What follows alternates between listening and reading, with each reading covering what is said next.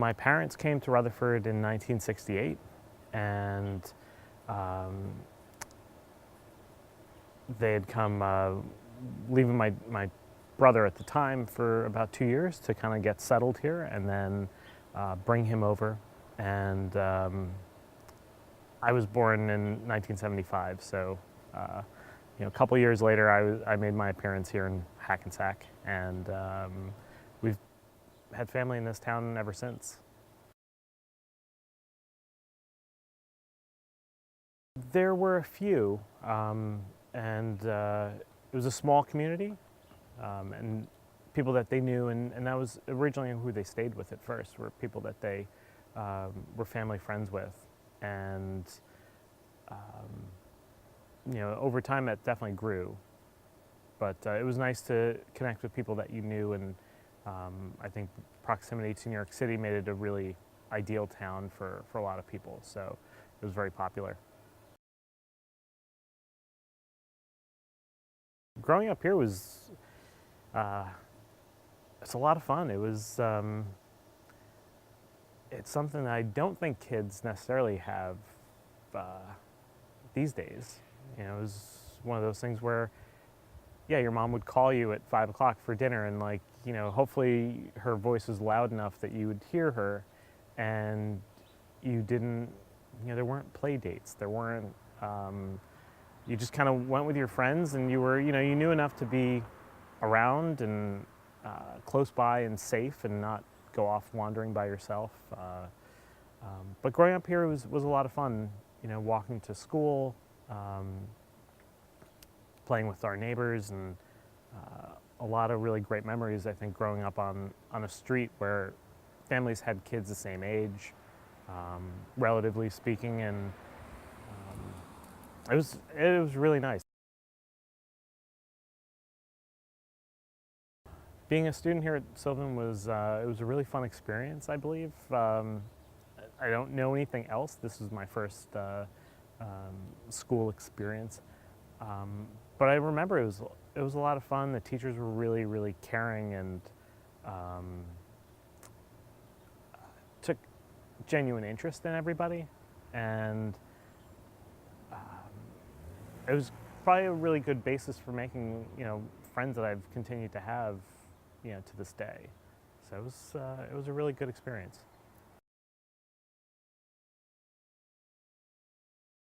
Absolutely. Mrs. Carey, my first grade teacher, always remember her. Mrs. Spano. I went to high school with one of her sons. Mrs. Lonin, who married Mr. Mayfield, who was the gym teacher, and Mrs. Haraska, the amazing principal's assistant, who at the time could type without looking at anything, and you're just in awe because you didn't know where to look. No, a lot of teachers, a lot of people that I still even stay in touch with on Facebook and things that we've reconnected that way. Yeah, we. After 5th grade here, I went to Pierpont for 6th, 7th, and 8th, and then on to Rutherford High School for the rest of my undergrad, for the rest of my schooling here. If you were to ask, say, Mr. Hurley, who's now superintendent, who was principal, but at the time was an English teacher, you'd probably say, what wasn't I involved with? Because I managed to get into every school trip ever. But I was involved in a lot of things with student council, any business clubs they had, FBLA, that was a big one, and anything where it introduced me to a new experience. I remember going away for Boys State, going away for Presidential Classroom, and all these really great trips and experiences that were really, really important, I think, at that time, because it really broadened my experience and my exposure to things, which was really great. I was involved with music for a very long time. My mom had got me introduced to violin classes at Fairleigh Dickinson at the time. And so I did that for a couple years, and then I got involved in band at Pierpont with Dr. Nordstrom, I believe. And that led to summer band and playing with Mr. Heller, Mr. Ray Heller, and learning a lot from that whole experience as well. I also went through a gamut of musical instruments from the violin to saxophone to trumpet, piano maybe somewhere in there, which is another great experience. I think it really grew the musical appreciation was really wonderful.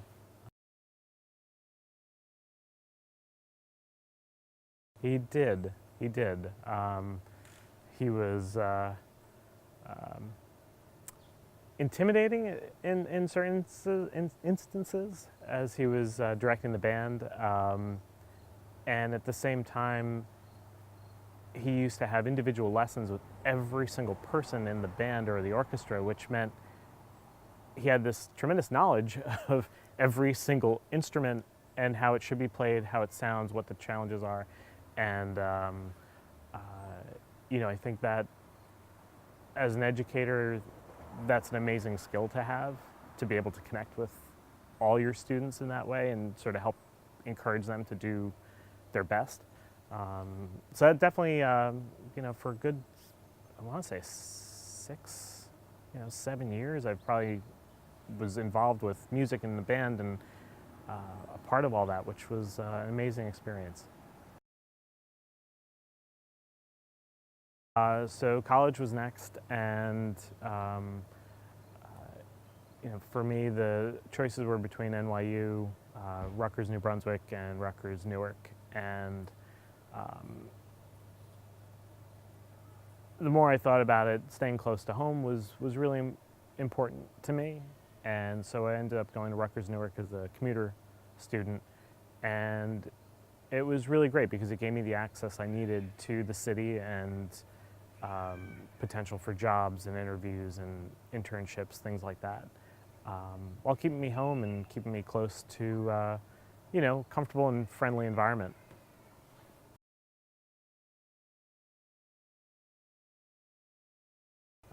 So I think entering college, like many students, I was not necessarily clear exactly what I wanted to do, but I knew it was in business. And so I took a number of those classes, and as I was getting towards my junior year, I ended up specifying into accounting, and ultimately applied for some internships at accounting firms. Passed all the interviews great, and instead of an internship, they said, just graduate, we'll see you full-time next year or so. To have a job offer a year ahead of time was a really big weight off my shoulders. But so that accounting degree actually worked really well because I joined Price Waterhouse right out of school, and now PwC. And I was there at PwC for about 9 years. So it was definitely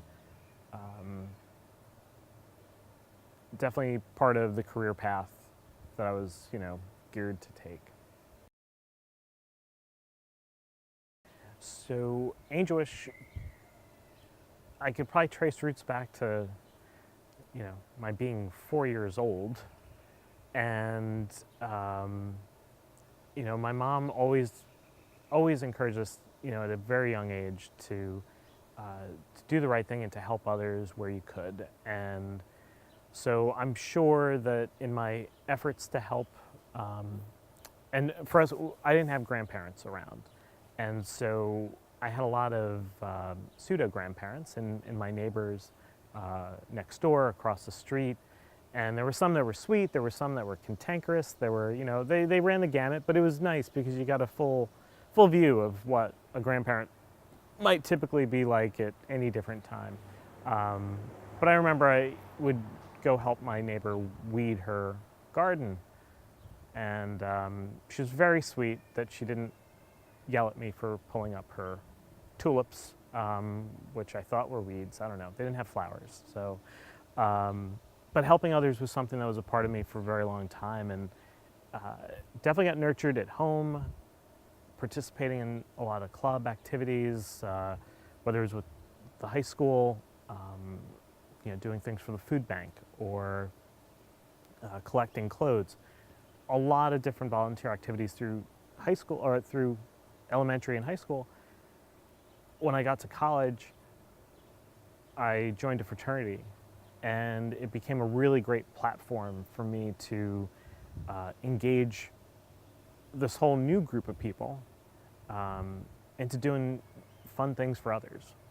And so back then, probably my second year of school, I got all my fraternity brothers to bicycle 300 miles throughout New Jersey on the side of major highways, like on the shoulder of Route 1 South, to raise money and awareness for children with HIV and AIDS, which in Newark is a huge, huge population, especially back then, where the kids were, the children, there's a huge population of children that were living with HIV and AIDS because their parents had contracted it from drug use. And sometimes the kids were infected, some of them weren't. Didn't really matter to us because at the end of the day, you were battling losing a parent. So from college and just being involved in that to such a degree where I may have missed a couple classes to go to do these events. When I got into the workforce, it was a client-driven industry where, your time isn't really yours. It's the client needs you here, needs you there, and I definitely got the frustration of not being able to give back as much as I was accustomed to, and so that kind of lit the fire under me to kind of come up with a solution or come up with something that would help me give back. So it was a very personal thing for me. And then ultimately, I took a step back and I saw how my idea could help other people. I wasn't the only one struggling with volunteering or giving back in 1997 because of overwhelming work demands. So Angelwish, we're a nonprofit that helps grant wishes to children living with chronic illnesses. We initially created it to focus on children with HIV and AIDS, mostly because if you looked at the population of children in need and illnesses, that was one that didn't get much attention. It wasn't as mainstream.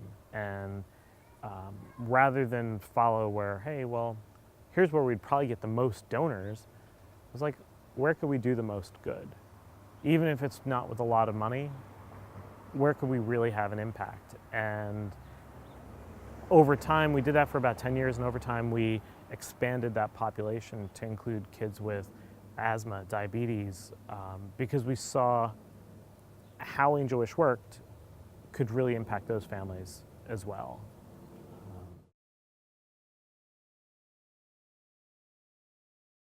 Having been with PricewaterhouseCoopers, part of my job was to help my clients make money and be more efficient. And that was a big part of what I did. And I enjoyed it. I did it well. And when the concept of giving back came up, there are people that really mean well, but their approach might take a lot of time to achieve their goal. And in my mind, there was a lot of ways that we could improve on some just long-standing traditional drives and make them more efficient. Efficient not only for me as a donor or for you as a donor, but also for the recipients, so that toys that are collected for the holidays are not spending 3 weeks collecting dust in the collection bin, but are spending 3 weeks with the mom or the dad who need them for their kids. And that creates a little bit of stress on the parent that they've got to hide the thing for 3 weeks, but that's a lot better stress. That's a good stress. It's a healthy stress. And so when people go online, we made it really easy for them to go online, grant a wish wherever they have a connection. And you could be in New York, but your heart's in California, where you grew up, where you were born. You can grant a wish to a child at Children's Hospital Oakland, or USCF Benioff Children's Hospital Oakland now, in the same 5 minutes that it would take if you wanted to grant a wish here at Hackensack. And just taking those chunks of inefficiency out, nerdily enough, it was like a huge thrill for me. It was so exciting to be able to say, we cut 3 weeks off this whole process.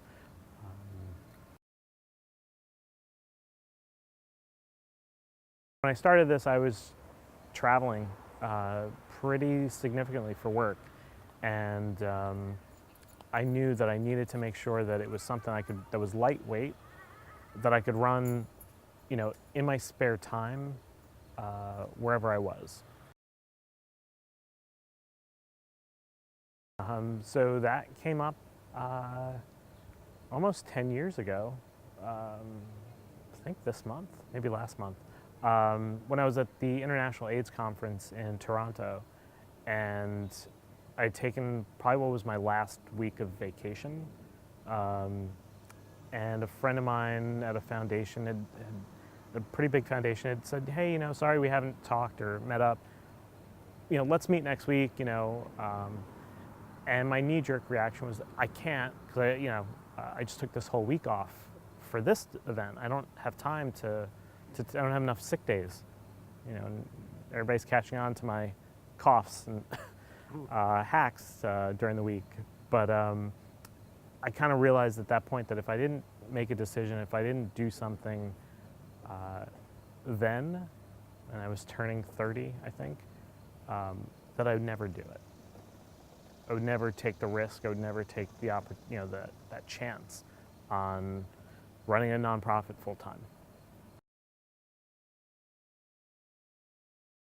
So there's a part of me where we've achieved a lot. We've helped grant over $3.6 million worth of wishes, which are, we're talking $20, $25 toys, gifts, things like that. So from that scale, it's pretty large. And I'm really proud of that. We've engaged so many donors, so many corporations where they've engaged their employees. And it's all great. I'm not satisfied. I kind of feel like there should be more. There could be more. We could have done more. So there's that part where I temper it, where I know that we've been successful, but in the back of my head, there's always the business person in me is like, we need to do more.